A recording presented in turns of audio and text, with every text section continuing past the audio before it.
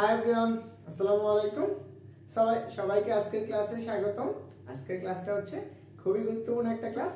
আমরা একটা ক্লাসে রাজশাহী বিশ্ববিদ্যালয়ে বিগত 20 বছরে আসা সবগুলো এমসিকিউ সলভ করব।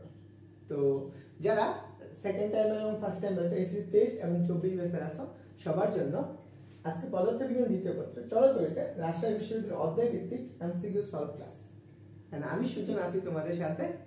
তো আজকের ক্লাসটা হচ্ছে কি আমি এসএসসি যারা হচ্ছে কি 23 এবং 24 ব্যাচের আসো রাজশাহী বিশ্ববিদ্যালয় পরীক্ষা দেবে তাদের জন্য এই ক্লাসটা সবাই করবে। 25, 26 সবাই করতে পারবে। এই ক্লাসটা এমন একটা ক্লাস হবে যেখানে তুমি বেসিক থেকে সহকারে একদম এমসিকিউ সলভ পাবে। তবে শুধু রাজশাহী বিশ্ববিদ্যালয়ে আসা সব প্রশ্নগুলো সমাধান করবে। তো তোমাদের ক্লাস করার আগে কিছু কথা বলি। যে প্রথম কথা, তুমি খাতা কলম নিয়ে বসবা।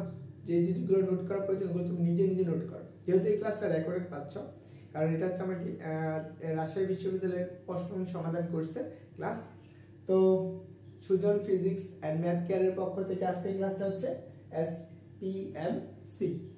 দেখো আমি হচ্ছে কি এসএসসি যারা আছো তারা করতে পারো।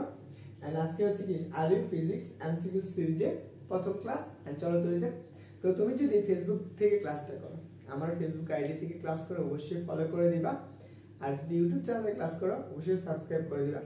আরেকটা কাজ হচ্ছে তুমি ক্লাসটা অবশ্যই তোমার নিজের আইডিতে শেয়ার করে রাখবা।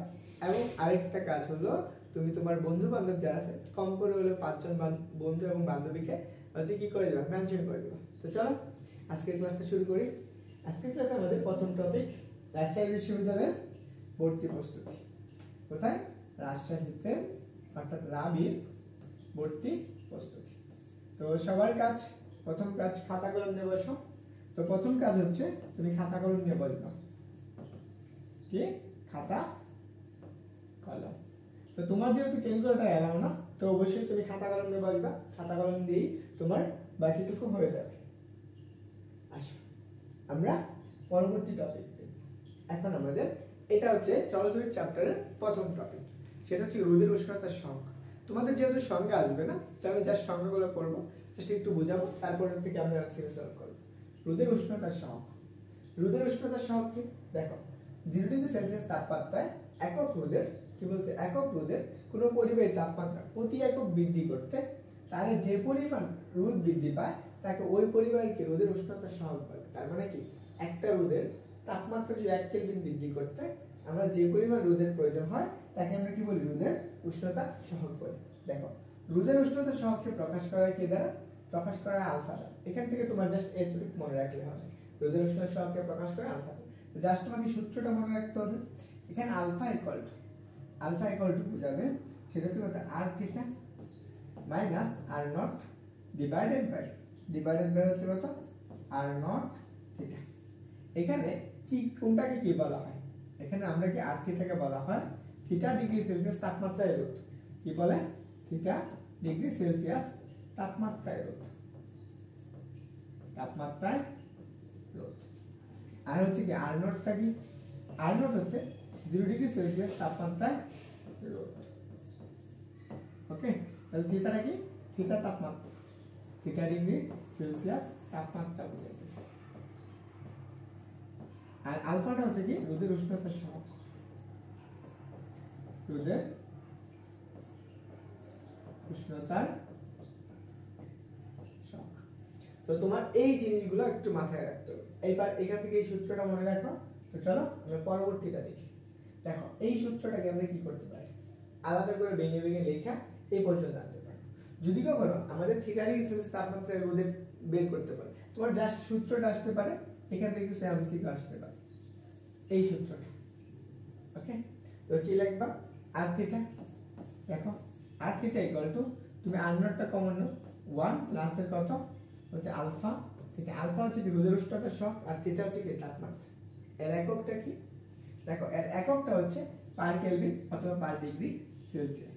পার কেলভিন অথবা কি পার ডিগ্রি সেলসিয়াস। এখান থেকে মাত্রা আসতে পারে। দেখো মাত্রা রাজশাহীতে এরকম দিয়ে, সেই মাত্রাটা হলে কি হবে, পার থিটা, পার থিটা। ওকে, এইটুকু তুমি মনে রাখবে, এই টাইপের প্রশ্নগুলো তোমার আসবে। তো চলো আমাদের এখানে কিছু জিনিস বৈশিষ্ট্য রাখতে হবে। দেখো রোদের উষ্ণতার সহগ থেকে কিছু জিনিসের জানা লাগবে। এখান থেকে তোমার এমসিকিউ আসতে পারে। প্রথম কাজ, প্রথম প্রশ্ন দেখো, রোদের উষ্ণতার সহগ যদি ধনাত্মক হয়, দেখো রোদের উষ্ণতার সহগ কি হবে? ধনাত্মক। তার মানে কি আলফার মানটা যদি কি হয়? পজিটিভ হয়, তাহলে প্রথম স্টেপের জন্য দেখো আলফার মান যদি পজিটিভ হয়, তাপমাত্রা বৃদ্ধির সাথে সাথে কি পাবে? রোদ বৃদ্ধি পাবে। তার মানে এটা কোন ধরনের পদার্থের ক্ষেত্রে রোদের উষ্ণতার সহগ ধনাত্মক হবে? তাহলে বলো তো, আমাদের কি পরিবাহী যেগুলো আছে, পরিবাহীতে আমরা কি তাপমাত্রা বৃদ্ধির সাথে সাথে আমরা কি পাই? রোদ বৃদ্ধি পায় না?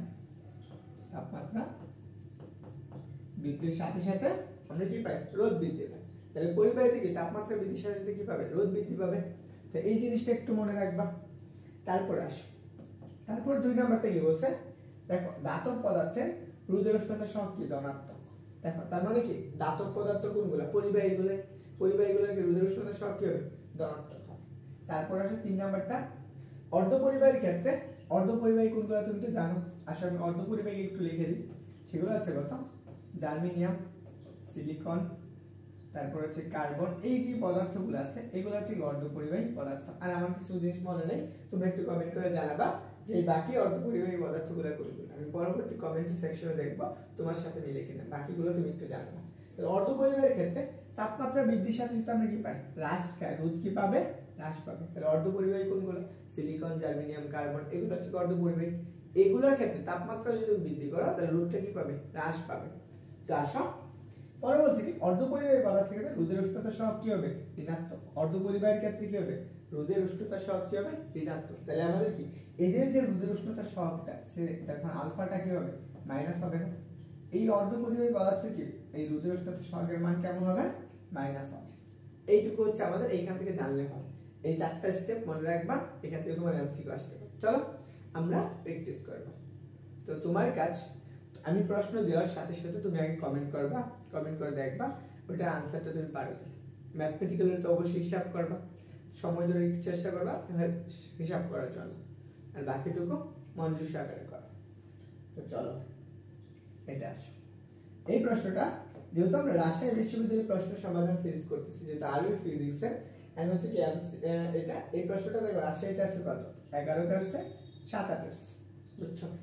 দেখো কি বলছে, আমাদের বলছে তাপমাত্রা বৃদ্ধি পেলে অর্ধপরিবাহী রোধ কেমন হয়? তাপমাত্রা বৃদ্ধি পেলে অর্ধপরিবাহী রোধ কেমন হয়? আমি একটু আগে বললাম না, তাপমাত্রা বৃদ্ধি পেলে অর্ধপরিবাহী রোধ কি বৃদ্ধি পায় না? তুমি যে কমেন্ট করছো তার সাথে মিলছে? মিলে নেই। দেখো তাপমাত্রা বৃদ্ধি পেলে অর্ধপরিবাহী রোধ কি পায়? হ্রাস পায়। অর্ধপরিবাহী রোধ কি পাবে? হ্রাস পাবে।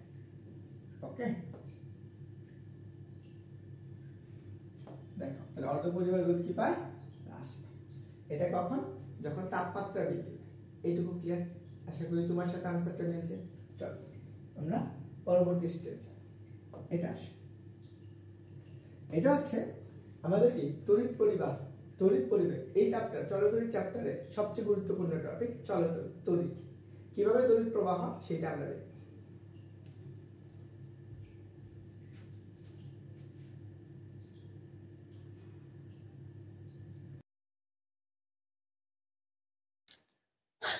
আচ্ছা, আমরা এখন কি দেখব? তড়িৎ প্রবাহটা দেখব, কিভাবে তড়িৎ প্রবাহ হয়। তো দেখো আমাদের একটা সংজ্ঞাটা আগে আসে। আমরা তড়িৎ প্রবাহ হতে গেলে কি করে? ধরো এটা একটা পরিবাহী, এটা হচ্ছে একটা পরিবাহী। এই পরিবাহীর ভিতর দিয়ে আমাদের তড়িৎ প্রবাহ হবে। ধরো একটা দুইটা প্রান্ত থাকবে। পরিবাহী হতে গেলে অবশ্যই এদের দুইটা প্রান্তে বিভব থাকতে হবে। এই প্রান্তটা ধরে নাও বিএ, এই প্রান্তের বিভবটা কত? বিবি। দুই প্রান্তে বিভব। তাহলে যদি আমাদের কি হয় বিএ অথবা বিবি এদের মধ্যে বড় হয় যে কোনো একটা, ধরে নিলাম আমাদের বিএটা বড়, দুই প্রান্তের বিভব পার্থক্য বড় থাকলে অবশ্যই তড়িৎ প্রবাহ হবে।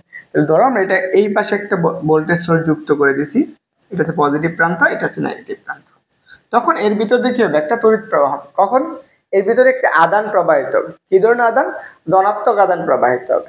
ধনাত্মক আদান। তাহলে এই যে তড়িৎ প্রবাহটা ধরে নাও আমরা এটা পজিটিভ নেগেটিভ, উচ্চ বিভব থেকে কি হবে? নিম্ন বিভবের দিকে যাবে। তাহলে এদিকে যাবে, এদিকে কি হবে? আই প্রবাহিত। এই দিক দিয়ে কি যাবে? আই পরিমাণ তড়িৎ প্রবাহ। কিন্তু আবার এখানে ইলেকট্রন গুলা আছে না, ইলেকট্রন গুলা এর ভিতর দিয়ে প্রবাহিত। ইলেকট্রন প্রবাহ এটা কি নিম্ন বিভব থেকে কোথায় আসবে? উচ্চ বিভব থেকে। এটা হচ্ছে তড়িৎ প্রবাহ। তাই আমরা আসলে তড়িৎ প্রবাহের সংজ্ঞাটা একটু পড়ি। তাহলে আমাদের বলছে কি, দেখো কোনো পরিবাহীর মধ্য দিয়ে কি কি ধরো একক সময়ে যে পরিমাণ আদান প্রবাহিত হয় তাকে আমরা কি বলি, তড়িৎ প্রবাহ বলি। এটা আমরা ছোট থেকে পড়ে আসতেছি, এটা আমরা জানি। তাহলে এইটা ধরে নিতে পারো। আমরা এটার জন্য একটা আলাদা একটা পেজ নিই। তো চলো, ধরো আমরা এই পরিবাহের ভিতর দিয়ে একক সময়ে, এটা হচ্ছে একটা পরিবাহী, এই পরিবাহীর ভিতর দিয়ে একক সময়ে কিউ পরিমাণ চার্জ প্রবাহিত হচ্ছে। এটার ভিতর দিয়ে একক সময়ে, দেখো চার্জ তো পজিটিভ, ধর একক সময় ধরে নিতে পারো টি সময় সে কি করতেছে, এর ভিতরে কতটুকু চার্জ প্রবাহিত হচ্ছে, কিউ পরিমাণ। তাহলে 1 সেকেন্ডে কতটুকু যাবে, Q by T, Q by T. তাহলে আমরা এটার পরিবর্তে আই লিখতে পারবো, আই ইকুয়াল টু কত, কিউ বাই টি। এটা হচ্ছে আমাদের তড়িৎ প্রবাহর সূত্র। তো অবশ্যই তুমি সূত্রটা লিখবা। এখান থেকে আসো, আমার কি কি জানা লাগবে, তড়িৎ প্রবাহের এককটা জানা লাগবে, একক। তাহলে বলো তো, আমরা এখানে চার্জের একক কি পড়ছো, কুলম না, সময়ের একক কি, সেকেন্ড। তাহলে কি পাবা, কুলম পার কত সেকেন্ড। এটা আমরা এসআই একক বলে থাকি, এটা আমরা বলতে পারি এসআই একক। কিন্তু আমরা এটা এস এর আরেকটা একক ব্যবহার করি, সেটা হচ্ছে আমাদের কি, এম্পিয়ার।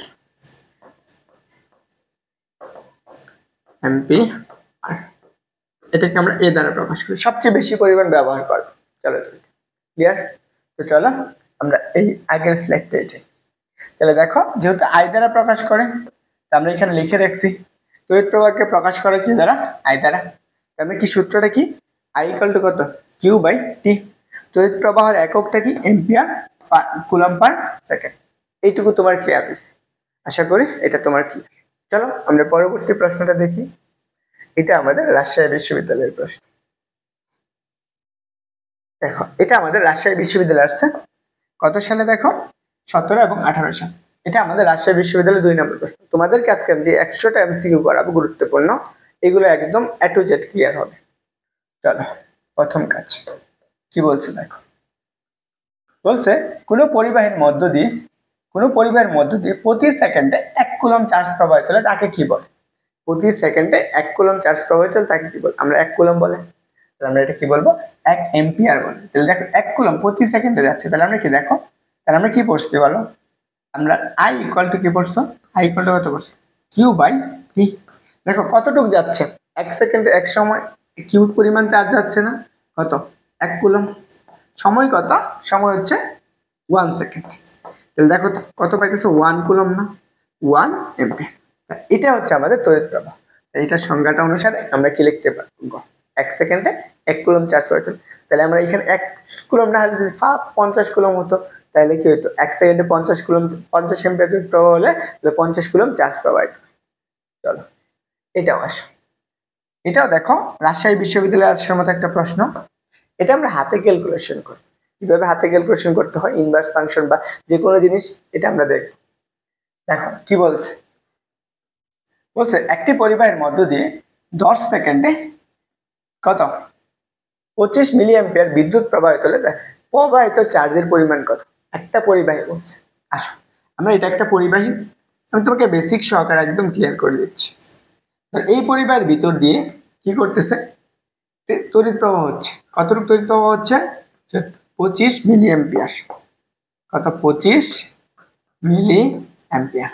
কত সেকেন্ড সময়ে, 10 সেকেন্ড সময়।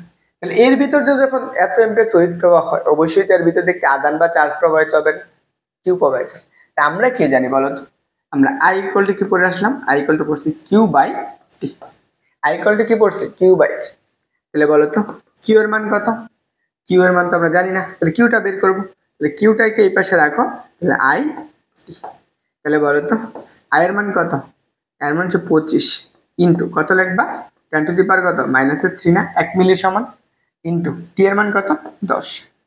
তাহলে এখন দেখো, এখান থেকে একটা 10 কাটা যাবে না, তাহলে 25 ইন্টু কত, 10 টু দি পাওয়ার -2 এত হলো, এইটা পাইতেছো। তো তোমার কাজ এখানে তো এটা দেওয়া নাই, কি দেওয়া আছে, তোমাকে এটাকে দশমিকে টানভার্স করতে হবে। এটা তুমি দুই ভাবে করতে পারো, এখান থেকে একটা মাইনাস হলে, একটা কমলে এখানে একটা দশমিক আসবে, এখান থেকে একটা আসলে এখানে দশমিক একটা আসবে। কিভাবে চিন্তা কর, তাহলে 2.5 ইন্টু কত পাবা, 10 টু দি পাওয়ার কত, -1 এত পাইতেছো। তাহলে একটা আছে, তাহলে একটা দশমিক, যদি আমি আরেকটা এই 1টা তুলে দিই, তাহলে কি আসবে বলো তো, তাহলে এখানে আসবে 0.25। এই 1 মানে কত 0, 0 মানে কত 1, এত কি আসতেছে এত গুলো। তাহলে বলো তো এইটা বুঝছো কিনা? এভাবে হাতে ক্যালকুলেশন করতে পারো, অথবা তুমি এইভাবে ক্যালকুলেশন করতে পারো, এটাকে তুমি আরেকভাবে ক্যালকুলেশন করতে পারতা। সেটা কি? সেটা এইভাবে পাইতা 25 ডিভাইডেড বাই 10^2 মানে কত 100। 100 তুমি এটাকে 4×25 100 না? 1/4 মানে কত 1/4। এই 1/4 এর মাথায় যায় কত 0.25 এত। তাহলে আনসার কোনটা হবে বলো তো? এই আনসার হচ্ছে এই যে বি নাম্বারটা। ওকে, আশা করি এই টাইপের প্রশ্নগুলাই তোমার অ্যাডমিশন আসবে। কত সালে আসছিল মনে হয় 16-17 আসছে। এটা দেখো, এখন আমরা আমাদের গেল তড়িৎ প্রবাহ চলে গেল। যেহেতু আমরা রাজশাহী বিশ্ববিদ্যালয়ে আমরা বেসিক জিনিসগুলো দেখবো, পাশাপাশি সূত্র দেবো, পরবর্তী তুমি প্রশ্ন সমাধান করো। এন্ড আমি জিএসটি যারা হচ্ছে কোর্স এনরোল করবা, তোমরা হচ্ছে জিএসটির কোশ্চেন ব্যাংকটা ফ্রিতে পাওয়া যাবে যারা আজকের মাঝখানে এনরোল করে ফেলবে। ওকে, যেহেতু তোমাদের পরীক্ষা হচ্ছে 26 এপ্রিল, তো এখনো তোমাদের হাতে মোটামুটি 34 দিনের মতো সময় আছে। তুমি 34 দিন ভালো করে পড়লে ভালো একটা কিছু। এখন জিএসটি তো আসি, তো আসো এখন আমরা ওহমের সূত্র দেখব। দেখো ওহমের সূত্র, দেখো ওহমের সূত্রটা আমরা নর্মালি সূত্র হিসেবে ইউজ করি, একদম নর্মাল যেটা। এই ওহমের সূত্র আমরা ব্যবহার করব। সূত্রটা কি আছে দেখো, কি বলছে সূত্র? বলছে আমাদের সূত্রটা আমাদের বলছে যদি তাপমাত্রা স্থির থাকে, তাপমাত্রা স্থির থাকলে কোনো নির্দিষ্ট পরিবাহের মধ্য দিয়ে যে তড়িৎ প্রবাহ চলে তা ওই পরিবাহের দুই প্রান্তের বিভব পার্থক্য সমান। আমরা এটা একটু বোঝাই। ধরো এটা একটা পরিবাহী, এই যে এই একটা পরিবাহী আছে, এই পরিবাহের একটা দুইটা প্রান্ত থাকবে। এই পরিবাহের অবশ্যই দুইটা প্রান্ত থাকতে হবে, নাহলে তো তড়িৎ প্রবাহ হবে না। দুই প্রান্তর একটা বিভব পার্থক্য থাকবে। এর ভিতর দিয়ে একটা ধরে নাও আমরা বিএ, এর প্রান্ত হচ্ছে কত বিবি। দুই প্রান্তের বিভব পার্থক্য থাকলে আমাদের কি তড়িৎ প্রবাহ হবে। তাহলে ধরে নিতে পারো আমরা বিএ মাইনাস বিবি, এই দুইটার মধ্যে বিভব পার্থক্য কত বি। এতটুকু তড়িৎ প্রবাহ যাচ্ছে, তড়িৎ প্রবাহ যায় কত ধরে নিতে পারো এর ভিতরে কতটুকু তড়িৎ প্রবাহ হইতেছে আই পরিমাণ তড়িৎ প্রবাহ। ওহমের সূত্র অনুসারে আমরা কি করতে পারবো? এদের কি সমানুপাতিক সম্পর্ক না? তাহলে বলো তো আমরা এর পরিবর্তে কি লিখতে পারি? চলো আমরা ওহমের সূত্র অনুসারে আমরা এখানে কি লিখতে পারি, তড়িৎ প্রবাহ এর সমানুপাতিক আই প্রফেশনাল কত বি। তড়িৎ প্রবাহ এর সমানুপাতিক তোলার জন্য একটা ধ্রুবক ব্যবহার করা লাগে না? এই জন্য একটা ধ্রুবক ব্যবহার করবো আমরা। ধ্রুবকটা কি জি বি। এই জিটাকে আমাদের বলা হয় পরিবাহিতা।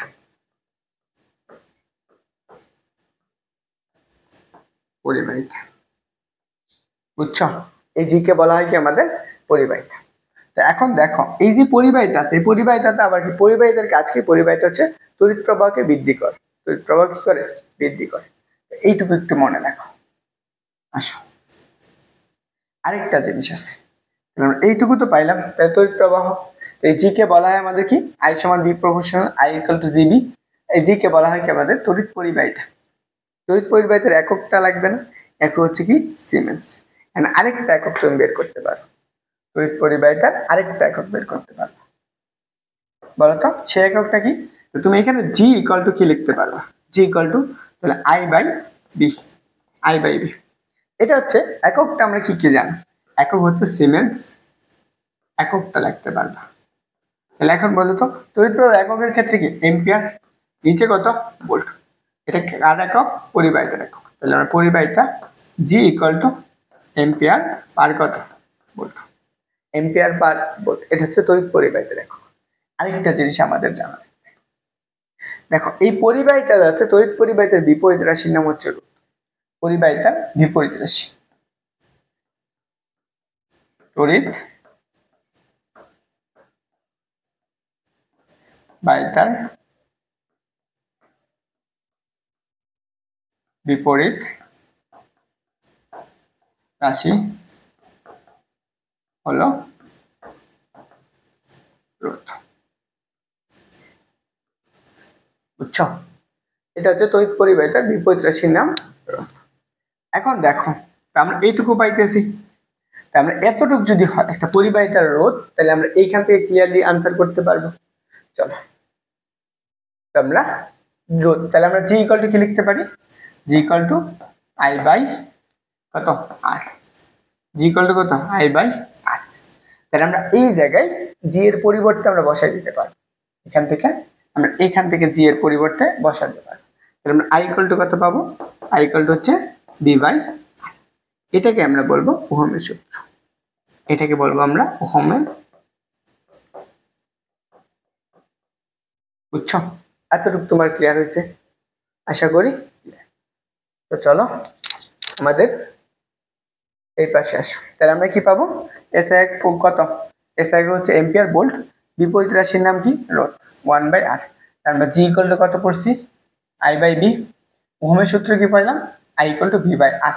এই জিনিসগুলো তুমি জানো। চলো আমরা এখন একটা প্র্যাকটিস করি। এটা আসো, এই প্রশ্নটা রাজশাহী বিশ্ববিদ্যালয়ে আসছে। দেখো 18-19 সালে কি বলছে দেখো। তাপমাত্রা স্থির থাকলে, বলছে তাপমাত্রা স্থির থাকলে কোনটি ওহমের সূত্র নির্দেশ করে? দেখো তো ওহমের সূত্র I equal to V by R না? I equal to V by আর।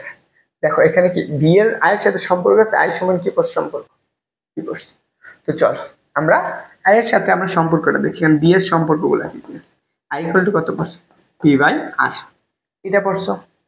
তো তুমি যদি এখান থেকে বি এর মানটা বের করতে চাও, তাহলে আমরা বি ইকুয়াল টু কত লিখতে পারবা? I R. B equal to কত? I R. এটুকু আশা করি ক্লিয়ার। তাহলে আমার এখান থেকে আনসার কোনটা হবে? ডি নাম্বারটা। এটুকু বুঝছো আশা করি ক্লিয়ার। তাহলে দেখো আমরা পরবর্তী প্রশ্ন দিই। এটা আসো, এটা আমাদের দেখো রাজশাহী বিশ্ববিদ্যালয়ের কত সালে আসছে? 13 এবং 14 সেশনে আসা প্রশ্ন। এটা তোমার আনসার করা দরকার, তুমি আনসার করতে পারো। অবশ্যই আমি তোমাকে প্রত্যেকটা প্রশ্ন খাতায় নিজে আমি সলভ করার আগে তোমার অবশ্যই সলভ করার চেষ্টা করা উচিত প্রত্যেকটা প্রশ্ন। চলো কি বলছে দেখো। বলছে ওহমের সূত্রে কোনটি? এখানে বলছে ওহমের সূত্র কোনটি? এই প্রশ্নটা রাজশাহী বিশ্ববিদ্যালয় 13-14। দেখো আমরা বি দিয়ে সম্পর্ক আছে, আই দিয়ে, তাহলে আমরা একটু আগে পড়ছি না আই ইকুয়াল টু কত? I equal to V by R. তাহলে এখন দেখো এখানে আই দেওয়া আছে, দেখো বি বাই আর নাই, তার মানে এই বি এর পরিবর্তে আমরা কি লিখতে পারি? দুইটা প্রান্ত বিভব থাকতে হবে। তাহলে বি ওয়ান মাইনাস এর কত? B two. এখানে বি ওয়ানটা বড় ধরা আছে, বি ওয়ানের বিভবটা কি বড়। তাহলে আমরা এখানে কি লিখতে পারবো? আই ইকুয়াল টু দেখো তো বি ওয়ান মাইনাস এর কত? বি টু ডিভাইডেড বাই আর। এটা কোথাও দেওয়া আছে দেখো তো? এরকম দেওয়া নেই। আবার যদি তুমি আটটাকে এই পাশে গুণ করে দাও তাহলে কি পাবা? তো তুমি এটা নর্মালি চিন্তা করো, তাহলে আই আর ইকুয়াল কত? বি ওয়ান মাইনাস এর কত? B two. এটা কোথায় আসছে দেখো? রাজশাহীতে আসছে। কত সালে? এতটুকু পারে। চলো এটা আসো। এখন আমাদের তড়িৎ প্রবাহটা গেল। এখান থেকে যেই জিনিসগুলো জানা প্রয়োজন এগুলো লিখে দিছি, এগুলো মনে রাখবা। আসো আমরা এখন পরবর্তী সূত্র দেখব, রোধ। তো আমরা জানি তো রোধ কি বলতো? রোধ হচ্ছে তড়িৎ পরিবাহন যখন হইতেছে, একটা পরিবাহের মধ্যে তড়িৎ প্রবাহ এটাকে বাধা দেয় না, এই বাধাটাই আমাদের রোধ। এই রোধের মানটা আমরা বের করব। তো দেখো একটা পরিবাহী আছে, এটা একটা পরিবাহী। এই পরিবাহীর রোধ মধ্যে দেখি, দেখো কোন একটা পরিবাহীর যে ধর্মের জন্য এর মধ্য দিয়ে তড়িৎ প্রবাহ বিঘ্নিত ঘটে। বিঘ্নিত মানে কি? বাধা দেয়, বাধা প্রাপ্ত হয়, তাকে রোধ বলে। তাহলে একটু চিন্তা করো তো, এটা একটা পরিবাহী আছে, এই পরিবাহীর ভিতর দিয়ে আমাদের কি হবে? একটা তড়িৎ প্রবাহ হবে। তার মানে এর ভিতর দিয়ে কি হবে? আই প্রবাহিত হবে। যখন আই প্রবাহিত, এর ভিতরে ইলেকট্রন আছে না?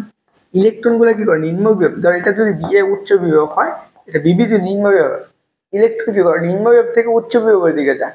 যেহেতু নিম্ন বিভব থেকে উচ্চ বিভবের দিকে যায়, তখন কি এদের ভিতরে একটা ঘর্ষণ বা বাধা সৃষ্টি হয়। এই বাধাটাকে আমরা কি বলবো? এই পরিবাহীর কি একটা রোধ থাকবে, সেই রোধটা কত? আর। এটা হচ্ছে একটা পরিবাহীর রোধ। রোধ কত? আর। বুঝছো? এতটুকু। তাহলে আমরা আর ইকুয়াল টু ওহমের সূত্র অনুসারে আমরা কি পড়ছি বলতো? আই ইকুয়াল টু পড়ছো বি বাই আর। যেহেতু আর এর মানটা বের করতে হবে, তাহলে আর ইকুয়াল টু কি পাবা? R equal to V by I পাবা। এটা হচ্ছে ওহমের সূত্র, এটা হচ্ছে রোধের সূত্র। ক্লিয়ার? আসো, রোধ কয়টা বিষয়ের উপর নির্ভর করে? এখন আসো আমরা এই রোধটা আয়ের উপর নির্ভর করছে, বি এর উপর। যেহেতু তড়িৎ প্রবাহ ভোল্টেজের উপর নির্ভর করে, রোধও কি আয়ের উপর নির্ভর করতেছে। বুঝছো? তো চলো আমরা রোধের কিছু বৈশিষ্ট্য জানি। কি বলছে দেখো, রোধের নির্ভরশীলতা। রোধ কি কি বিষয়ের উপর নির্ভর করে? রোধ পরিবাহের 4টি বিষয়ের উপর নির্ভর করে। রোধ কয়টা বিষয়ের উপর নির্ভর করবে? রোধ 4টি বিষয়ের উপর নির্ভর করে। ওকে, দেখো রোধ এই যে 4টা বিষয় আছে না, এই 4টা বিষয়ের উপর কি করবে? রোধ নির্ভর করবে। কি কি? এক নাম্বারটা দেখো, এক নাম্বার হচ্ছে কি? পরিবাহীর দৈর্ঘ্যের উপর। একটা পরিবাহীর দৈর্ঘ্যের উপর ডিপেন্ড করবে রোধটা কেমন হবে, পরিবর্তন হবে। তারপরটা আছে পরিবাহীর প্রস্থচ্ছেদের ক্ষেত্রফল। প্রস্থচ্ছেদের ক্ষেত্রফল পরিবাহীটা কিরকম মোটা কিরকম চিকন এর উপর ডিপেন্ড করে। তারপরটা হচ্ছে পরিবাহীর কি উপাদান, এই পরিবাহীটা কি উপাদান দিয়ে তৈরি, লোহা সোনা রূপা যে যেটাই বলো, মধুর মতো যেটাই হোক একটা দিয়ে হবে, এই পরিবাহী পানি একটা কিছু দিয়ে তো হবে। তারপরটা আসো পরিবাহীর কি তাপমাত্রার উপর নির্ভর করে, এই রূপটা কি করে পরিবাহী তাপমাত্রার উপরও নির্ভর করে, বুঝছো? তো চলো পরবর্তী প্রশ্ন দেখি, এটা তোমরা একটু প্রশ্ন কর আনসার করো, আমি একটু কাজ করি। এই প্রশ্নটা যদিও জাহাঙ্গীরনগর বিষয়, যেহেতু আমি টপিকটা পড়াচ্ছি তাই ভাবলাম তোমাকে এই প্রশ্নটা দিয়ে রাখি।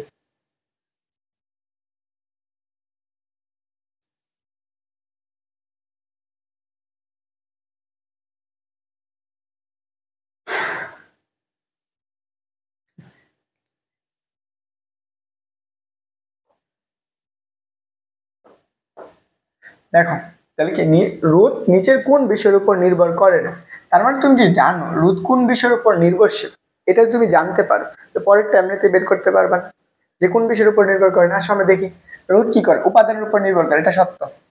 রোদ দৈর্ঘ্যের উপর নির্ভর করে, এটাও সত্য। তড়িৎ প্রবাহের উপর কি নির্ভর করে না, রোদ নির্ভর করে কার উপর, পরিবাহীর প্রস্থচ্ছেদের ক্ষেত্রফল। তাহলে নির্ভর করে না কোনটার উপর, এটার উপর। তাহলে আনসার কোনটা হবে, এই ক নাম্বার, বুঝছো? এটা হচ্ছে আনসার। আচ্ছা আমরা এই যে রোদ পড়লাম, এখন আমরা রোদের সূত্রগুলো লাগবে না? তো রোদের জন্য যে সূত্রগুলো আছে আমরা সেই সূত্রগুলো একটু দেখে ফেলি। দেখো আমাদের রোদের সূত্র কি করবে, এই রোদ যে আছে রোদের সূত্র, রোদ কি কি বিষয় করে, রোদের নির্ভরশীল উপর ভিত্তি করে দুটি সূত্র দিচ্ছে। রোদের কি কিছু বিষয়ের উপর নির্ভরশীল করে, রোদের দৈর্ঘ্য এবং প্রস্থচ্ছেদের ক্ষেত্রফলের উপর নির্ভর করে দুইটা সূত্র দিচ্ছে। এই সূত্র দুইটা কি করছে, একটা হচ্ছে উপাদান উপাদান আর একটা হচ্ছে কি তাপমাত্রা স্থির ছিল, তাপমাত্রা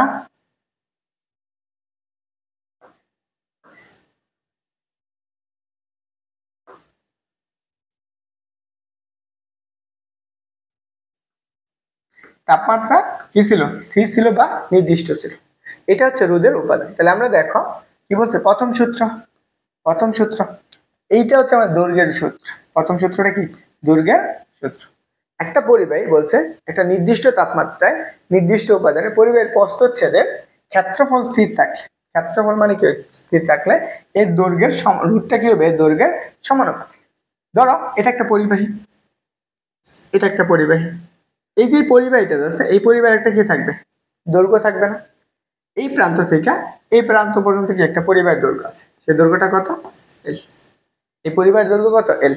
এই পরিবাহীর দেখো একটা প্রস্থচ্ছেদের ক্ষেত্রফল আছে, এই ক্ষেত্রফলটা কত, এই পরিবাহীর প্রস্থচ্ছেদের ক্ষেত্রফল স্থির থাকলে এটা কি আছে আমাদের এখন নির্দিষ্ট, এটা আমাদের কি নির্দিষ্ট, নির্দিষ্ট মানে কি স্থির অবস্থান আছে। স্থির থাকলে এই পরিবাহীর কি একটা কি তাপমাত্রা আছে না, এই উপাদানটা আছে, উপাদান এবং কি তাপমাত্রা, এই যে জিনিসগুলো স্থির থাকে উপাদান এবং তাপমাত্রা স্থির, এই পরিবাহীর একটা রোধ থাকবে, এই রোধটা থাকবে। কি বলছে, পরিবাহীর তাপমাত্রা স্থির রোধ কি হবে, এর দৈর্ঘ্যের সমানুপাত। তাহলে আমরা সূত্র অনুসারে কি লিখতে পারবো, সংজ্ঞা অনুসারে আর প্রপোর্শনাল এল। তাহলে এখানে দেখো তাহলে কি করবো, আর ইকুয়াল টু কে এল। একটু চিন্তা করো তো, একটা পরিবাহীর যদি আমি কি করি দৈর্ঘ্যটা বৃদ্ধি করি, ওই পরিবাহীটা কি উপাদানের যেটাই থাক উপাদান তো নির্দিষ্ট, দৈর্ঘ্যটা বৃদ্ধি করলে রোধ কি পাবে, বৃদ্ধি পাবে না। রোধ বাড়াও দৈর্ঘ্য বৃদ্ধি, রোধ বাড়াও দৈর্ঘ্য বৃদ্ধি। যারা আসো এখানে গ্রাফটা যদি চিন্তা করো, এদিকে হচ্ছে এল আর এদিকে হচ্ছে আমাদের কত আর।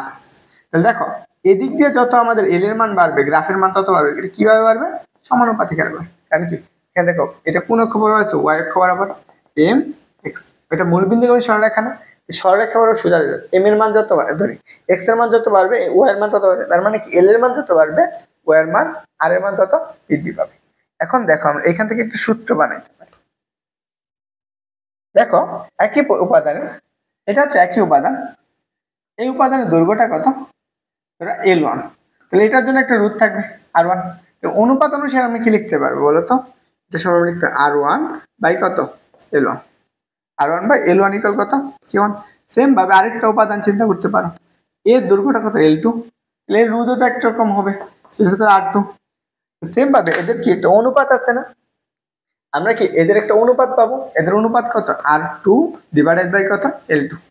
এই দুইটা অনুপাত সমান কত কে, তাহলে আমরা এই দুইটাকে একসাথে সম্মিলিত করে আমরা কি একটা সূত্র লিখতে পারবো বলো তো, সেই সূত্রটা কত, R1/L1 ইকুয়াল কত, R2/L2 ইকুয়াল একটা ধ্রুবক। এটা এরকম হতে পারে, দৈর্ঘ্য বৃদ্ধি পেলে রোধ বৃদ্ধি পাবে। চলো আমরা পরবর্তী প্রশ্ন দেখি। আসো, আচ্ছা এটা নিয়ে একটু আলোচনা করি, যারা হচ্ছে এখনো কোর্সে এনরোল করেনি তাদের জন্য। দেখো এটা হচ্ছে রাজশাহী বিশ্ববিদ্যালয় হচ্ছে এসএসসি 23-24 যারা আছো, পদার্থবিজ্ঞান course and important 100 MCQ and পাশাপাশি তোমাদের একদম কি বেসিক পড়ানো হবে। বেসিক 100 MCQ, প্রত্যেকটা চ্যাপ্টারের প্রতি খুব গুরুত্বপূর্ণ 100 MCQ এবং রাজশাহী বিশ্ববিদ্যালয় অধ্যায়ভিত্তিক প্রশ্ন সমাধান solve course, MCQ solve course. এই কোর্স ফিটা সবচেয়ে কম। তোমার 100, যেহেতু এতদিন সময় আছে, এই সময়টায় তুমি 100 টাকা দিয়ে যে জিনিসটা পাবা সেটা আবারও এতগুলো টাকা খরচ করে তুমি পাবা। এই 100 টাকা দিয়ে তোমার এই কোর্সটা কমপ্লিট করতে পারবে একদম বেসিক থেকে সম্পর্ক। অ্যান্ড ইনস্ট্রাক্টর হিসেবে সুজন, আমি ফাউন্ডার হচ্ছে এসপিএম, বুঝছো, SPMC এই কোর্স। এই যে কোর্সটা এসপিএমসি এর 15 হচ্ছে কি Sujan physics and math cap এতটুক। এইখানে তুমি যদি এনরোল করো আশা করি তোমার অ্যাডমিশন এই কোনো লেভেলের সমস্যা ফেস করবে। চলো আমরা পরবর্তী প্রশ্ন দেখি। পরবর্তী স্টেপ, এখন আমাদের দ্বিতীয় সূত্র রোধের। আগের সূত্রটা আমরা দেখলাম রোধ দৈর্ঘ্যের সমানুপাতিক, এখন একটা হচ্ছে কি আমরা দ্বিতীয় সূত্র। দ্বিতীয় সূত্রটা হচ্ছে আমাদের কি দেখো প্রস্থচ্ছেদের ক্ষেত্রফলের সূত্র। ওই যে একটা পরিবাহী আছে, পরিবাহীর প্রস্থচ্ছেদের ক্ষেত্রফলের সাথে এই রোধের সম্পর্কটা কি সেইটার সূত্র। দেখো কি বলছে, নির্দিষ্ট তাপমাত্রায় নির্দিষ্ট উপাদানের পরিবাহীর দৈর্ঘ্য স্থির থাকলে, এখন আমাদের কি আগেরটা কি ছিল প্রস্থচ্ছেদের ক্ষেত্র হয়েছে, এখন দৈর্ঘ্য স্থির থাকলে পরিবাহীর রোধ তারের প্রস্থচ্ছেদের ক্ষেত্রফলের ব্যস্ত অনুপাত। ধরে নাও আমরা এটা একটা পরিবাহী, এই পরিবাহী আমাদের কি আছে, একটা রোধ আছে, এই পরিবাহীর একটা দৈর্ঘ্য আছে, দৈর্ঘ্যটা কি আমাদের এল, এখান থেকে এখানে এইটুকু আমাদের কি দৈর্ঘ্য এল। এলটা এখন কি নির্দিষ্ট, যেহেতু নির্দিষ্ট এর উপাদানের মধ্যে তাপমাত্রা স্থির, এই পরিবাহের একটা কি প্রস্থচ্ছেদের ক্ষেত্রফল আছে না, এই এরিয়াটুকু, এই ক্ষেত্রফলটা কত ধরে নিতে পারো। এই পরিবাহের একটা রোধ আছে, রোধের মানটা কত আর, এই পরিবাহের প্রস্থচ্ছেদের ক্ষেত্রফলে রোধের মান আর। তাহলে আমরা সূত্র অনুসারে কি এই রোধ এই পরিবাহের প্রস্থচ্ছেদের ব্যস্ত অনুপাত, আমরা এখানে কি লিখতে পারবো বলতো, আর প্রফেশনাল কত 1/a। এইটাকে এই পাশে নিয়ে এসে পড়ো, তাহলে আমরা কি লিখতে পারবো, আর এ ইকুয়াল কত, একটা ধ্রুবক ব্যবহার করো সেটা আসবে কত কে, তাহলে এইটা পাইতেছো। তাহলে আমি কি যদি একটা পরিবাহের প্রস্থচ্ছেদের ক্ষেত্রফল বৃদ্ধি করি, তারটা মোটা করি, তাহলে কি রোধটা কি পাবে, বৃদ্ধি পাবে না হ্রাস পাবে, রোধ হ্রাস পাবে। রোধ কি হবে, হ্রাস পাবে। যত পরিবাহের প্রস্থচ্ছেদ বাড়াবো রোধ হ্রাস পাবে, আর যত পরিবাহের প্রস্থচ্ছেদ কমাবো রোধের মান তত কি পাবে, বৃদ্ধি পাবে। এইটুকু মাথায় রাখবে। এইখান থেকে আমরা একটা জিনিস চিন্তা করো, এক একটা তারের জন্য ধরি না আমরা এটা একটু মোটা তার, এই একই উপাদানে ধরে নিতে পারি এটা রোধ কত R1, তখন এটা আপেক্ষিক বা ক্ষেত্রফল কত A1। আরেকটা পরিবাহের রোধ, তাহলে আমরা এখানে কি লিখতে পারবো, R1A1 ইকুয়াল কত কি, আরেকটা উপাদান বা আরেকটা রোধের জন্য তুমি চিন্তা করতে পারো, এটার প্রস্থচ্ছেদের ক্ষেত্রফল কত A2, মানে পরিবর্তন হয়েছে, একটু কমছে বা বাড়ছে, তখন এই পরিবাহের রোধটা কত হবে R2। সূত্র কি R2A2 ইকুয়াল কত কে। এইগুলাকে যদি আমি সম্মিলিতভাবে একসাথে লিখি তাহলে দেখো আমরা কি পাবো, সবগুলা ক্ষেত্রে ধ্রুবক না, R1A1 R2A2 ইকুয়াল কত কে। এটা হচ্ছে আমাদের রোধের প্রস্থচ্ছেদের ক্ষেত্রফলের সূত্র। আশা করি বুঝছো, ক্লিয়ার। চলো পরবর্তী স্টেপ, আপেক্ষিক রোধ। এখন দেখো আমরা একটু আগে যে সূত্রটা পাইলাম না, এর আগে আমরা দুইটা সূত্র পাইছি, এই দুইটা সূত্র দিয়ে আমরা কি পাই, একটা পাইছি কত আর প্রফেশনাল কত এল, আর একটা পাইছি কত আর প্রফেশনাল কত 1/a। এখানে দুইটার ক্ষেত্রে, একটার ক্ষেত্রে কি ছিল, প্রথমটার ক্ষেত্রে আমাদের কি প্রস্থচ্ছেদের ক্ষেত্রফল,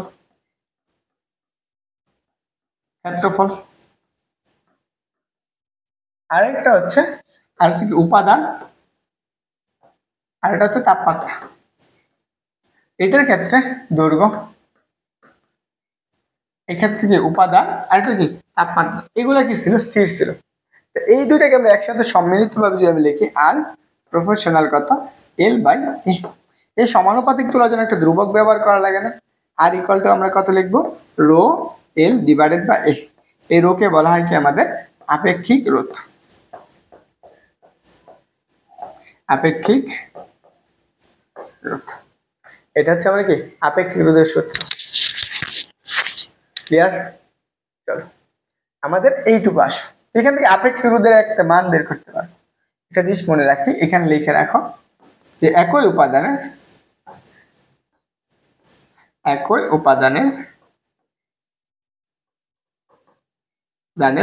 আপেক্ষিক রোধ কি থাকবে? একই থাকবে।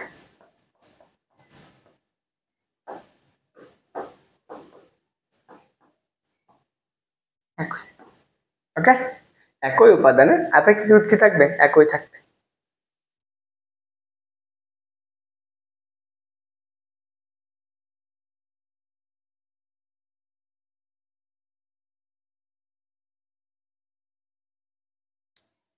চলো আমরা পরবর্তী প্রশ্নটা করব, এইটুকু মনে রাখো। আপেক্ষিক রোধ দেখো, এই জায়গায় আপেক্ষিক রোধ কি? আপেক্ষিক রোধ কাকে বলে? দেখো আমরা একটু আগে বললাম না যে নির্দিষ্ট তাপমাত্রায় নির্দিষ্ট উপাদানের পরিবাহীর দৈর্ঘ্য সমানুপাতিক, দৈর্ঘ্য এর সমানুপাতিক, প্রস্থের ক্ষেত্রফলে কি ব্যস্তানুপাতিক পরিবর্তন হয়। আর ইকুয়াল টু এত, এটুকু পাইতেছ। রো হচ্ছে একটা ধ্রুবক, আর ইকুয়াল টু কত? L by rho. আমরা এটুকু দেখাইলাম। তো দেখো কোনো পরিবাহী যদি আমি আর ইকুয়াল টু চিন্তা করি, রো এবং দৈর্ঘ্যটা ধরুন আমরা 1 মিটার এবং প্রস্থের ক্ষেত্রফল কত? 1 মিটার, তাহলে আর ইকুয়াল টু কত? রো লিখতে পারি। তাহলে কোনো পরিবাহীর দৈর্ঘ্যের, দেখো কোনো পরিবাহীর তাপমাত্রা নির্দিষ্ট তাপমাত্রা একক দৈর্ঘ্য এবং একক প্রস্থের ক্ষেত্রফল কোনো পরিবাহীর রোধ তার আপেক্ষিক রোধ বলে। তার মানে যদি যখন এই দুইটা কি হবে? 1 হয়ে যাবে, তো ওই পরিবাহীর রোধটা কি হবে? আপেক্ষিক রোধ বলবে। আমরা এখান থেকে দেখো এই অংশটাকে আমরা কি লিখতে পারি? R equal to rho A by rho L by A. তাহলে আমরা এখানে কি লিখতে পারবো? রো ইকুয়াল টু কি লিখতে পারবো বলো তো? Rho equal to R A divided by L. এটা হচ্ছে আমরা আপেক্ষিক রোধের সূত্র, বুঝছো? এই জিনিসটা একটু মনে রাখো। পরে আসো, এখান থেকে রোধের তুমি এককটা বের করতে পারো। তাহলে আমরা এককটা বের করে দেখাই, তোমার মনে থাকবে। এককটা কি বলতো? রোধের একক হচ্ছে, আর একক হচ্ছে আমরা কত? ওহম। ক্ষেত্রফল একক কি? Metre square. দূরত্বের একক কি? মিটার। তাহলে কি পাবা? Ohm metre. মিটার ওহম যেটাই লেখো, কি লিখবা? ওহম মিটার লিখবা আগে। তাহলে এখানে কি এককটা কি? Ohm metre. এই সূত্রটা মনে রাখবা। পরে আসো, এখান থেকে আরেকটা জিনিস মনে রাখতে হবে, সেটা হচ্ছে কি? নোট হচ্ছে কি? একই উপাদানের আপেক্ষিক রোধ কি থাকবে? নির্দিষ্ট থাকবে। একটা উপাদান যদি থাকে, ওটা কি আপেক্ষিক রোধ যদি থাকে, সেটা কি নির্দিষ্ট থাকবে। যদি আমরা লোহার যদি আপেক্ষিক রোধ 5 হয়, তাহলে অন্য ক্ষেত্রে ওই লোহার আপেক্ষিক রোধটা কি হবে? 5 হবে। তার মানে আপেক্ষিক রোধ কি থাকবে? নির্দিষ্ট থাকবে, বুঝছো? চলো এখন কয়টা বাজে জানি? এই মনে করো আমি 11:30 রেকর্ড শুরু করছি, আমি জানি না কয়টা বাজতেছে, 12টা সামথিং বাজতেছে। মনে হয় আমার মাথাটা এমন ব্যথা করতেছে, তারপরে তোমাদের জন্য কষ্ট করতেছি। যদি তোমরা একটা ভালো একটা বেনিফিট পাও, অবশ্যই যারা ক্লাস করবা প্রথম থেকে যে এই পর্যন্ত ক্লাস করে আসছো, তোমাদের কাছে একটা অনুরোধ থাকবে, অবশ্যই যদি ইউটিউব থেকে ক্লাস করো, অবশ্যই খুব সুন্দর করে একটা রিভিউ দিও ক্লাসের শেষে, বা এখন তুমি প্রত্যেকটা প্রশ্নের সাথে আনসার করো। ওকে, অ্যান্ড যারা ফেসবুক থেকে ক্লাস করতেছো, তোমার কাজ ফেসবুক দেখো একটা সোশ্যাল মিডিয়া, তুমি এই ক্লাসটা যদি তুমি শেয়ার করো, বন্ধুদেরকে মেনশন করে দাও, যা তাহলে তোমার কি হবে? হচ্ছে জানি না কতটুকু হবে, তবে আমার একটা উপকার হবে, সেটা হচ্ছে আমার পাবলিসিটিটা বাড়বে। তো তুমি যদি ক্লাস করে থাকো একটু বড় ভাই হিসাবে, এটা তোমার কাছে আবদার থাকবে যে তুমি এটা কি করো, কি করে দিবে? পাবলিক করে দিবে। তাহলে দেখো আমরা নির্দিষ্ট থাকবে, তাহলে একই উপাদান থাকলে অবশ্যই মনে রাখতে হবে কি এটা কি নির্দিষ্ট থাকে। তাহলে আপেক্ষিক রোধ কি কি বিষয়ের উপর নির্ভর করে? আপেক্ষিক রোধ 2টা বিষয়ের উপর নির্ভর করবে। আগের থেকে তুমি রোধ করে 4টা বিষয়, আপেক্ষিক রোধ কয়টা বিষয়? 2টা উপর। একটা হচ্ছে কি তাপমাত্রা, একটা হচ্ছে কি উপাদান। তো আশা করি এই পর্যন্ত তোমাদের ক্লিয়ার হয়েছে। তো চলো পরবর্তী প্রশ্নটা দেখি, পরবর্তী স্টেপ। এটা দেখো, এই প্রশ্নটা আমি একটু ভাবে বুঝাই দিই। এটা আমরা আরেকটা অংশ থেকে আমরা বুঝাইয়া তারপর আমরা এই ম্যাথটা সলভ করবো। এখান থেকে আমি শর্টকাট করাবো। তো অবশ্যই তোমাকে এটার জন্য আগে আমার কি জানতে হবে? বেসিকটা জানতে হবে। চলো আমরা এটার বেসিকটা জন্য আমরা আলাদা একটা স্লাইড দিয়ে নিই। ধরো আমার কাছে একটা তার আছে, এই তারটা আছে, এই একটা তার, এই তারটাকে আমি টেনে কি করলাম? ধরো এল দৈর্ঘ্যের একটা তার আছে, এই প্রস্থ হচ্ছে যে ক্ষেত্রফল হচ্ছে আমাদের A1, ধরে নিতে পারি প্রস্থের ক্ষেত্রফল কত? A1। এই একটা তার, এর একটা কি রোধ থাকবে না? এই রোধ কত? R1। এটা ধরে নাও আমরা একটা উপাদান আছে কি, সেটা হচ্ছে আমার তামার তার। এই একই তারকে, এই একটা তারকে আমি টেনে কি করলাম, আর n গুণ পরিমাণ লম্বা করে ফেললাম। দেখো এই তারটাকে আমি n গুণ পরিমাণ লম্বা করছি, এটাকে ধরে নিতে পারি আমরা L1 সমান L। তা এটাকে আমরা L2 পাইলাম। L2 টা কত, আগেরটার কত গুণ করবো আমরা, n গুণ লম্বা করবো, n L 1। বুঝছো? এই প্রস্থচ্ছেদের ক্ষেত্রফলটা আমরা জানি না, সেটা আমরা কি পরিবর্তন হবে না? এই প্রস্থের ক্ষেত্রফল কত হয়ে গেল, তাহলে আমাদের হয়ে গেল কত, A2। এটা গেল কত, A2। তাহলে এটা রুটও তো পরিবর্তন হবে, এই রুটটা কত হবে, 4।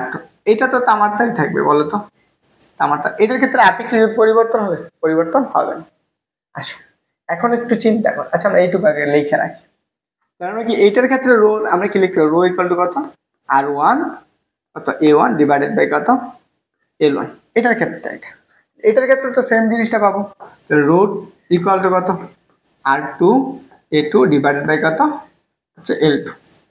এই দুইটা কি আছে আমাদের সমান, প্রত্যেকটা, কারণ কি দুইটাই কি আছে, একই উপাদান আপেক্ষিক রোধ সমান, তাহলে এটা সমান এটা লিখতে পারো। দেখো R1 A1 ডিভাইডেড বাই কত L2 ইকুয়াল কত, R2 কত A2 ডিভাইডেড বাই L2। দেখো L1 L2 এর মান তুমি জানো, এখানে বসাই দাও। তোমার বের করতে হবে কার মান, R2 এর মান। R2 টাকে এই পাশে রাখো, R2 A2 ডিভাইডেড বাই কত L2। L2 এর মান কত, আগেরটার n গুণ না, n L1।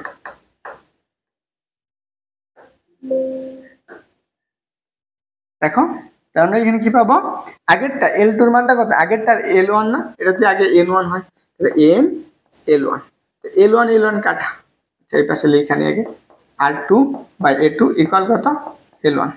এই L1 কাটা, এটা হচ্ছে R1, এটা হচ্ছে R1, এটা হচ্ছে A2। তাহলে এতটুকু তুমি পাই। তাহলে আমরা এখানে কি পাইতেছো বলো তো, এখানে পাইতেছো R2 A2 ডিভাইডেড বাই কত n। এই পাশে কত পাইতেছো, এখানে পাইতেছো R1 কত A1, এতটুকু পাইতেছো। তোমার কাজ হচ্ছে R2 এর মানটা বের করো, nটাকে তুমি ওই পাশে গুণ করে দাও। তো তুমি কি করো, nটাকে গুণ করে দাও, R2 ইকুয়াল কত n R1। এখানে আমাদের A1 আছে, এই A2টাকে ওই পাশে ভাগ করে দাও, তাহলে কত বাবা A2। এখন তোমার কাজ হচ্ছে A1 বাই A2 এর মানটা বের করো। এখন তুমি এইটুকু কিভাবে বের করতে পারো, এখান থেকে তুমি সহজেই বের করতে। দেখো তো এদের উপাদানে কি, দৈর্ঘ্য আয়তনটা কি সেম থাকবে না, একই উপাদান। যেহেতু আমরা আয়তনটা সেম, তাহলে আয়তনটা সমান, এটার জন্য আমরা ক্ষেত্রফলের সাথে দৈর্ঘ্য গুণ করো। এটা B1 ধরে নাও কত, A1 by L1, A1 by L1। আরেকটা এটার জন্য আমরা আয়তনটা কত, B2, এটা ক্ষেত্রফল পড়েছে B2 ইন্টু কত L2। তাহলে এখন দেখো এই দুইটা কি সমান হবে না, দুইটার ক্ষেত্রে আয়তনটা সমান। তাহলে এখানে আমরা কি লিখতে পারবো বলো তো, A1 L1 ইকুয়াল কত A2 L2। তাহলে A1 তো A1ই থাকবে, A1ই থাকলো, আর L2 তো থাকলো কত, L1 তো L1ই, A2 তো A2, L2 এর মান কত n L1 কাটা। তা আমরা কি লাগবে বলো তো, A1 বাই A2 এর মান লাগবে না। তো তুমি কি করবা, A1 ডিভাইডেড বাই কত A2 ইকুয়াল কত n, n এর মানটা এখানে বসাও, তাহলে তুমি কি পাবা, R2 এর মানটা পেয়ে যাবে। R2 ইকুয়াল টু কত n ইন্টু R1 ইন্টু কত n। তাহলে কত পাইতেছো বলো তো, n স্কোয়ার r। এটা হচ্ছে আমাদের R2 এর মান। যখন কি থাকবে, রুটটাকে আমরা কি করবো, n গুণ পরিমাণ লম্বা করবো। আয়তনে তো পরিবর্তন, একটা তার যদি সেম থাকে তখন কি আয়তন কোনো পরিবর্তন হয়, পরিবর্তন হয়। তো এইটুকু একটু মাথায় রাখবো। তাহলে আমরা কি পাইলাম, সূত্র কি, যখন সমান দৈর্ঘ্য থাকবে বা সমান আয়তন থাকবে তখন আপেক্ষিক রোধ কি হবে, n গুণ হবে। তাহলে এখন তুমি এই প্রশ্নটার আনসার করে ফেলো। দেখো কি বলছে, 6 ওহমের রোধের একটি তামার তারকে টেনে কয় গুণ করছে, 3 গুণ করছে। টেনে তুমি 3 গুণ লম্বা করে ফেলছো, তার মানে কি n গুণ, আগেরটা 3 গুণ লম্বা করছো, তার মানে এটা লম্বা করা হলে তাহলে বর্তমান যে রুটটা আছে তার মানে R2 টা কত সেটা বের করতে হবে। তো তুমি যদি এই জিনিসটা আসো কিভাবে আসছে না বুঝো তাহলে তো হইতো না। তো আমরা আসো এটা আনসার করবো। দেখো এটা রাজশাহীতে আসছে কত 9, 10, 10, 11 এবং যশোর আসছে কত 15, 16-তে। তো প্রথম কাজ আমি কি পড়ছি, R2 ইকুয়াল টু কত n স্কোয়ার R1। দেখো কিভাবে আসছে আমি সেটা বুঝাই দিছি, এখন আর এটা বোঝাবো না। তো n এর মানটা কত বলো তো, 3 স্কোয়ার ইন্টু R1 কত, R1 হচ্ছে 6, তাহলে 3, 6, 9 ইন্টু কত 6, তাহলে কত বাবা 54 ওহম। এটা আমাদের আনসার। আনসার কোনটা? বুঝছো? এটুকু তো আশা করি ক্লিয়ার হয়েছে। আমি একটু পানি খাই, তুমি একটু আনসার করতে থাকো এই প্রশ্নটা।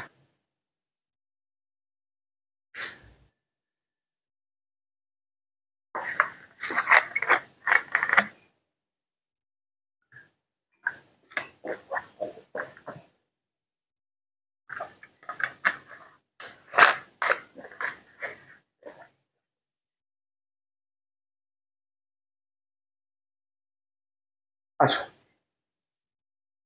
ওকে। দেখো এই প্রশ্নটার আনসার কিভাবে করো। তোমাদেরকে কি বলছে? বলছে একই উপাদান, উপাদানটা কি বলছে? একই উপাদান, দুটি তারের দৈর্ঘ্যের অনুপাত বলে দিছে। যদি প্রথমটির জন্য আপেক্ষিক রোধ কি হয়? এত হয়। কি হয়? এত হয়। দ্বিতীয় তারটির জন্য আপেক্ষিক রোধ কত? এটা তো একদম মজার একটা জিনিস। যদি যে যাই থাক, উপাদান কি আছে? একই আছে না? একই উপাদান থাকলে কি আপেক্ষিক রোধ কি নির্দিষ্ট থাকে না? আমি এটা আগেই বলে দিয়েছি। আপেক্ষিক রোধ কি থাকবে? সেম থাকবে। আপেক্ষিক রোধ কত আছে দেখো তো। দ্বিতীয়টা প্রথমটা যেটা আপেক্ষিক রোধ, তাহলে প্রথমটার আপেক্ষিক রোধ ρ1, প্রথমটার আপেক্ষিক রোধ ρ1 সমান কত? 10⁻⁷ ওহম মিটার হয়। তাহলে দ্বিতীয়টার ক্ষেত্রে কত হবে? 10⁻⁷ ওহম মিটার। তাহলে এই দুইটাই কি সমান না? যেহেতু দুইটাই সমান, তাহলে আপেক্ষিক রোধ কোনটা হবে? আনসার কোনটা হবে বলো তো? আনসার হচ্ছে এই যেটা। ওকে, ক্লিয়ার? এটা আমাদের রাজশাহী তারসে কত? 11-12। এটা দেখো, এটা আমরা করছি। এটা আসো, এইটাও আমরা রাজশাহী তারসে কত দেখো? 18 এবং 19 সালে। তাহলে আগের প্রশ্নটা আমরা একটু পড়ো এবং আনসার করে ফেলো, দেখি কি বলছে দেখো। বলছে 5 ওহম রোধের একটি তারকে টেনে কত গুণ করছে? 3 গুণ লম্বা করছে। তাহলে এন এর জায়গায় দেখো কত গুণ হয়ে গেছে? 3 গুণ হয়ে গেছে। লম্বা করলে তারটির রোধ কত? রাজশাহীতে 19 আসছে, 18 চট্টগ্রামে 18 19 আসছে। তাহলে আমরা R2 টা বের করবো। তো প্রথম কাজ, R2 ইকুয়াল টু কত পারছে? n স্কয়ার কত? R1 না? n স্কয়ারের মান কত? আগেরটার 3 গুণ, তাহলে 3 স্কয়ার। আর R1 এর মান কত বলো তো? R1 হচ্ছে 5। তাহলে বলো 9 ইনটু কত? 5, কত বাবা? 45 ওহম। তাহলে এটার আনসার কোনটা হবে? এটার আনসার হচ্ছে, বুঝছো? আশা করি এটা ক্লিয়ার হয়েছে। চলো আমরা পরবর্তী প্রশ্ন দেখি। একই প্রশ্ন 18-19 আসছে। এইখানে আস, এই প্রশ্নটা 18-19 আসছে রাজশাহীতে। কি বলছে দেখো, এখানে তারের বলছে তারের প্রস্থচ্ছেদের ক্ষেত্রে প্রস্থচ্ছেদ দ্বিগুণ করলে, প্রস্থচ্ছেদ দ্বিগুণ করলে এর রোধ কত গুণ হবে? এখানে কি আমাদের আয়তনটা পরিবর্তন হয়েছে? দৈর্ঘ্যটা সেম আছে, কিন্তু আমাদের রোধের কি আছে? এখানে কোনো উল্লেখ নাই দৈর্ঘ্যের পরিবর্তন নাই। তাহলে আমরা এখানে কি পাবো? রোধটা পাবো। তো দেখো আমরা সম্পর্ক কি বলছি বলতো? আমরা রোধের সাথে প্রস্থের ক্ষেত্রফল সম্পর্ক আর প্রফেশনাল কত? 1/a। এটাকে আমরা দ্বিগুণ করে ফেলছি। তাহলে দেখো আর ড্যাশ ইকুয়াল কত? দেখো আমরা এখানে একটা ইকুয়াল দিতে পারবো এখন। তো 1/, এটা কি আগেরটার দ্বিগুণ না? তাহলে 2 এইটুকু পাইতেছো। তাহলে 2a, 1/, এর পরিবর্তে কি লিখতে পারো? আর লিখতে পারবা না। তাহলে কত? 1/2 ইন্টু কত? আর। তাহলে বলো তো এটা হচ্ছে আর ড্যাশটা কি আগেরটা? আমরা কি প্রথমটার কি রোধের কি অর্ধেক না? তাহলে আনসার কোনটা হবে বলো তো? প্রথমটার অর্ধেক। বুঝছো? আশা করি ক্লিয়ার হয়েছে। চলো এই প্রশ্নটা দেখি। এটা আমাদের একটা মজার প্রশ্ন, রাজশাহী তারসে কত? 17-18। কি বলছে? দুটি তামার তারের দৈর্ঘ্য এবং ব্যাস ও আপেক্ষিক রোধ প্রত্যেকটির অনুপাত বলে দিছে কত? 1:2 হলে মোটা তারটির রোধ যদি এত হলে সরু তারটির রোধ কত? সবগুলোর অনুপাত বলে দিছে, রোধ বের করতে বলছে। একটু আগে দেখো তো, আমরা দুইটা তারের ক্ষেত্রে কি উপাদান কি একই না? যেহেতু দুটি তারের দৈর্ঘ্য বলেছে এবং আপেক্ষিক রোধের অনুপাত বলেছে, তাহলে দেখো ρ1 ইকুয়াল টু আমরা কি লিখবো? R1 A1 divided by L1। ρ2 equal to কি লিখতে পারবা? R2 A2 ডিভাইডেড বাই কত? L2। এদের দুইটার অনুপাত, তার মানে ভাগ করে দাও। তাহলে কি পাবা? এখান থেকে দেখো তো, উল্টাই দাও। তো তুমি এখানে কি লিখতে পারবা? ρ1/ρ2। এটাকে আমরা ভাগ করলে আমরা কি পাবো? উপরে কি দেবো? L2 যাবো, নিচে কি থাকবে? R1 A1, নিচে কত আসবে? L1 ইন্টু কত? L2 ডিভাইডেড বাই কত? R2 A2। এখন দেখো তুমি এইটুকু সমান কি লিখতে পারবে, রো 1 রো 2 ইকুয়াল টু কত, আর এর গুলো এক পাশে রাখো, R1/R2 ইন্টু আমরা এখানে কি লিখতে পারবো, A1/A2। আরেকটা কি লিখতে পারবো, L2 কত L1। এই জিনিসগুলো আমরা পাইলাম। এখন আমাদের এইখানে ব্যাস আছে, ব্যাসার্ধ আছে, এইটুকু আমরা একটু আলোচনা করে আসি, ব্যাসার্ধ আর ব্যাস নিয়ে। চলো আমরা এখানে এইটার জন্য ব্যাসার্ধ কতটুকু হবে, পায়ের স্কোয়ার না, ব্যাসার্ধ কি দ্বিগুণ না, আর তাহলে কি বলতো ব্যাসার্ধ ব্যাস হচ্ছে কি ব্যাসার্ধ দ্বিগুণ না।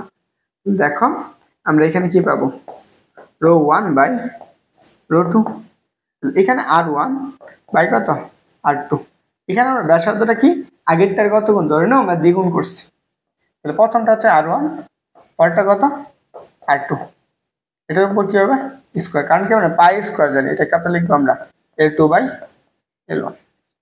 তুমি বুঝছো, চাই থাকতে পারতেছি না। ওকে দেখো তাহলে আমরা এটুকু পাইতেছি কত, রো 1/রো 2 R1/R2 ইন্টু কত বাবা হচ্ছে, তাহলে বলো তো R1/R2 হোল স্কোয়ার ইন্টু কত L2/L1। দেখো প্রত্যেকটা অনুপাত বলেছে কত অর্ধেক, আমার রুটটা বের করতে হবে, এটার মান কত 1/2 R1/R2 ইন্টু এই দুটার ব্যাস বলে দিয়েছে, ব্যাসার্ধ মান কি ব্যাসের অর্ধেক, তাহলে 2 কাটা যাবে, সেম জিনিস আছে, তাহলে কত 1/2 স্কোয়ার ইন্টু L2/L1, তার মানে কি L1 যদি উপর থাকতো তাহলে হয়তো কত আসবে 2 আসবে। তাহলে এখন বলো তো 1/2 ইন্টু R1/R2, এখানে কত পাবা 4/, তাহলে হয়তো কত আসবে 1/2, এই টু কাটা, বুঝছো, এই 2 আর এই 2 হচ্ছে কি আমাদের কাটা, তাহলে বের করতে হবে কি R1/R2 না, R2 এই পাশে নিয়ে আসো, R2 ইকুয়াল কত R1, আগে যা ছিল আমাদের আনসারটা কি হবে সেম হবে, তাহলে আনসারটা কি হবে আগেরটার মতোই। দেখো আগের রুট কত ছিল 10 ওহম রুট ছিল, তাহলে আমরা কি এখন আনসার কত হবে 10 ওহম হবে। তাহলে তুমি যদি এখানে তুমি 10 বসাও এই যে R1 এর জায়গায়, তাহলে তুমি কি পাবা R2 ইকুয়াল কত 10 ওহম, R1 যে রুটটা আছে তার সমান, বুঝছো, এইটা আসে। বল তোমরা এতক্ষণ যে ক্লাস করলে প্রায় 1 ঘন্টার মতো ক্লাস করছো, কি পর্যন্ত কি বুঝছো, কতটুকু বুঝছো তুমি? আমি যদি কষ্ট হয়ে যাচ্ছে, যদি ক্লাস না নিতে পারে আমি ক্লাস অফ করে দিব, এন্ড রেকর্ড ক্লাস পরবর্তীটা অবশ্যই পাই যাবো। চলো দেখো সমান কি বলছো, রুট বৃষ্টি দুটি তামার তারের দৈর্ঘ্য যথাক্রমে 4 এবং 9 হলে তার দুটির ব্যাসার্ধের অনুপাত কত সেটা বের করতে বলছে। এটা আমাদের কথা আসছে রাজশাহীতে আসছে 16-17। দেখো যেহেতু একই তার বলছে, তামার তার বলছে দুইটা, তামার তার মানে কি একই উপাদান, আমরা কি পাবো বলতো রো 1 কত রো 2, কি পড়লা একটু পরে আসলে না, R2 কত R1 ইন্টু কত small r1 divided by R2 whole square into L1 কত L1/L2। তো এইখানে এইটার কি দুইটার ক্ষেত্রে কি রোধ সমান না, তাহলে দুইটা রোধই সমান, তাহলে ধরে নিতে পারে R1 ইকুয়াল কত R2 ইকুয়াল কত R। তাহলে এখানে আমরা এই দুইটার ক্ষেত্রে কি আপেক্ষিক রোধ সমান, তাহলে কি 1 আসবে, এটা সমান কত 1 R/R ইন্টু R1/R2 আমরা জানি R1/R2 হোল স্কোয়ার ইন্টু কত L1/L2, এটা সমান তাহলে কত 1 না, এখানে আর গুণন করে তো তোমার কাজ কি এটাকে ওই পাশে নিয়ে আনো, তাহলে L2 এটা হচ্ছে আমার L2 সেল, আর এটা হচ্ছে কত L2 L1, L1 কত L2 ইকুয়াল কত লিখতে পারবা R1/R2 হোল স্কোয়ার। তাহলে এটাকে এখন রুট করে দাও, তাহলে রুট করলে কি পাবা R1/R2 রুট ওভার কত L1/L2। এখানে আমাদের বলে দিচ্ছে না কত বলছে বলো তো R1/R2 ইকুয়াল টু কত, একটা পাবা কত রুট ওভার 4 আচ্ছা 9, তাহলে কত পাইতেছ 2 বাই 3, তাহলে কত 2:3। এইটুকু হচ্ছে আমাদের ব্যাসার্ধের অনুপাত, তাহলে 2:, কত 3, এটা হচ্ছে আনসার। বুঝছো? বলো সবাই কি বুঝছো এই পর্যন্ত? আশা করি বুঝার কথা। এটা আসো, এটা আমাদের রাজশাহীতে আসছে কত সালে দেখো, রাজশাহী বিশ্ববিদ্যালয়ে আসছে 13-14 সালে।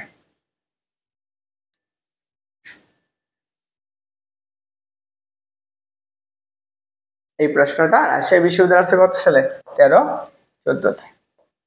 দেখো কি বলছে, যদি 1 ওহম রোধ বিশিষ্ট একটি লোহার তারের দৈর্ঘ্য এবং ব্যাসার্ধ দ্বিগুণ করা হয়, দৈর্ঘ্য এবং ব্যাসার্ধ দ্বিগুণ করা হলে তবে তারটির আপেক্ষিক রোধ কত হবে, তারটির আপেক্ষিক রোধ কত হবে। লোহার আপেক্ষিক রোধ কত সেটা আমরা এখানে যা আপেক্ষিক রোধ ছিল সেম থাকবে, তাহলে দৈর্ঘ্য যতই পরিবর্তন করো ওই তারের আপেক্ষিক রোধ কি ব্যাক হয়ে থাকবে না। লোহার আপেক্ষিক রোধ যা সেটাই, লোহার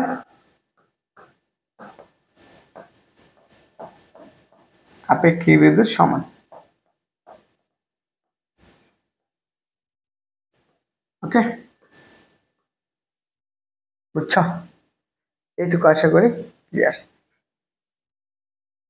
চলো এটা আসো, এই প্রশ্নটা রাজশাহীতে আসছে কত 12-13তে এবং ইসলাম বিশ্ববিদ্যালয় আসছে কত 9তে। যেহেতু আমরা রাজশাহী বিশ্ববিদ্যালয়ের প্রশ্ন সমাধান জাস্ট রাজশাহী গুলো সমাধান করব।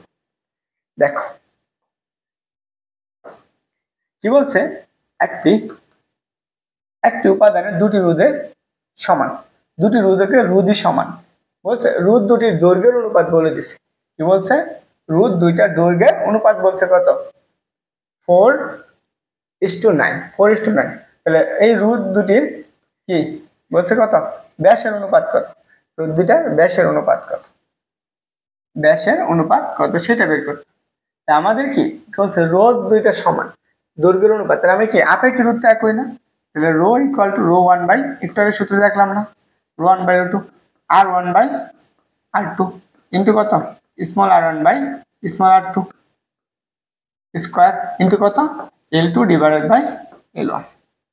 এই যে দৈর্ঘ্যের অনুপাত বলে দিচ্ছে, তাহলে এটা আমরা এই পাশে দেখো, এটা কত 1 না, রোধ দুটোর সমান, এটা 1 কাটা যাবে, এটাতে কাটা যাবে, কারণ কি একই উপাদান এবং একই রোধ, একই উপাদান একই রোধ, তাহলে আমরা কি লিখতে পারবো L1 ডিভাইডেড বাই কত L2 ইকুয়াল কত R1 ডিভাইডেড বাই R2, উপর কি হবে হোল স্কয়ার, এটা পাবো একটা 4 বাই R2 হোল স্কয়ার। তাহলে এখন দেখো তো তুমি এটাকে রুট করে দাও, L1 বাই L2 ইকুয়াল কত R1 বাই R2। তাহলে আমরা এখানে মানগুলো তুমি বসাবা, কোথায় বসাবা, এখানে রুট ওভার কত 4 বাই কত 9, তাহলে আমরা এটা কত R1 বাই R2, R1 মানে কি 2 2 গুণ করলে সেম ব্যাসার্ধের, R1 R2 এখানে কত পাবা 2:, কত 3, এটা হচ্ছে আমাদের কার R1 কত R2। তাহলে আনসার কোনটা 3 নাম্বার। বুঝছো? বলো তো তুমি যে আনসার করছো তোমার আনসারের সাথে মিলছে, একটু জানাবা। আসো এই প্রশ্নটা দেখি, এটা আমাদের রাজশাহী বিশ্ববিদ্যালয়ের একটা প্রশ্ন। কি বলছে, একটি উপাদানের দুটি রোধের সমান, একটি উপাদানের দুটি রোধই কি বলছে সমান, তার দুটি দৈর্ঘ্যের অনুপাত কত 81 হলে। দেখো এখন রোধ সমান তার দুটো দৈর্ঘ্য অনুপাত, একটু আগে আগের যে সূত্রটা বললাম, আগের এইখানের অংশটুকু থেকে তুমি করতে পারো, জাস্ট এই অংশটুকু থেকে বা এই অংশটুকু থেকে তুমি ক্যালকুলেশন করতে পারো। তাহলে আমি এই অংশটুকু থেকে ক্যালকুলেশন করি, কি পাবো L1 বাই কত L2 ইকুয়াল কত R1 ডিভাইডেড বাই কত R2, উপর কি হোল স্কয়ার। যেহেতু R1 বাই R2 অনুপাতটা বের করবো, যেহেতু R1 বাই R2 অনুপাত বের করতে হলে আমি রুট ওভার কত করতে পারি L1 বাই L2 ইকুয়াল কত R1 বাই R2, এতটুকু। এখানে তুমি বসা কত অনুপাত বলছে, একটা বলছে 16 ডিভাইডেড বাই কত 81, আর এখানে কত R1 বাই R2। তো এদের যে অনুপাত 16কে আমরা রুট করলে কত পাই বলো তো, 16কে রুট করলে আমরা পাই 4 না, আর 81 অনুপাত করলে রুট করলে আমরা কত পাবো 9 পাবো। এই পাশে কত পাবা R1 কত R2, তাহলে আমরা কত 4:9। তাহলে আমরা আনসার কোনটা আইতেছে, এই আনসার হচ্ছে এই নাম্বারটা। এই প্রশ্নটা কোথায় আসছে দেখো, রাজশাহীতে আসছে এবং ইসলামী বিশ্ববিদ্যালয়ে আসছে। চলো আমরা পরবর্তী টাইপ থেকে আমরা পরবর্তী ভিডিওতে দেখাবো। এই পর্যন্ত যারা ক্লাস করছো সবটুকু কমপ্লিট হয়েছে কিনা একটু কমেন্ট করে জানাবা, অ্যান্ড যারা ফেসবুক থেকে ক্লাস করতেছো তোমরা ক্লাসটা শেয়ার করছো কিনা এটা একটু জানাবা, অ্যান্ড কেমন লাগলো ক্লাসটা অবশ্যই অ্যান্ড রিয়েলি জানাবা।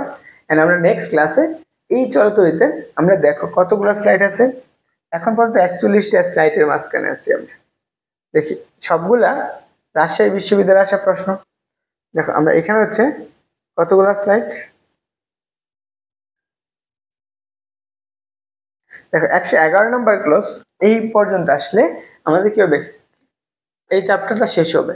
আমরা চলতেছে যেহেতু আমি বলছি এই চ্যাপ্টারটা 2 থেকে 3 ঘন্টা সময় লাগবে, 3 ঘন্টা সময় শেষ করব। আমরা 1 ঘন্টায় মোটামুটি বেশিরভাগ অংশ শেষ করছি, বাকি অর্ধেকটা আমরা এর বিরতির পরে শেষ করব, পরবর্তী রেকর্ড করতেছি। তো তোমাদের কাজ, তোমরা যারা ইউটিউব থেকে করো আর ফেসবুক থেকে করো সবাই কি করবা, লাইক অ্যান্ড কমেন্ট করবা। আর যারা এখনো কোর্সে এনরোল করে নাই দ্রুত এনরোল করে ফেলো। অ্যান্ড আমরা এরকম করে প্রত্যেকটা চ্যাপ্টারে আমরা কি করব, বেসিক জিনিস থেকে শুরু করে অ্যাডমিশন কোশ্চেন সহকারে সলভ করব। এই যে দেখো আমরা সবাই বলো তো,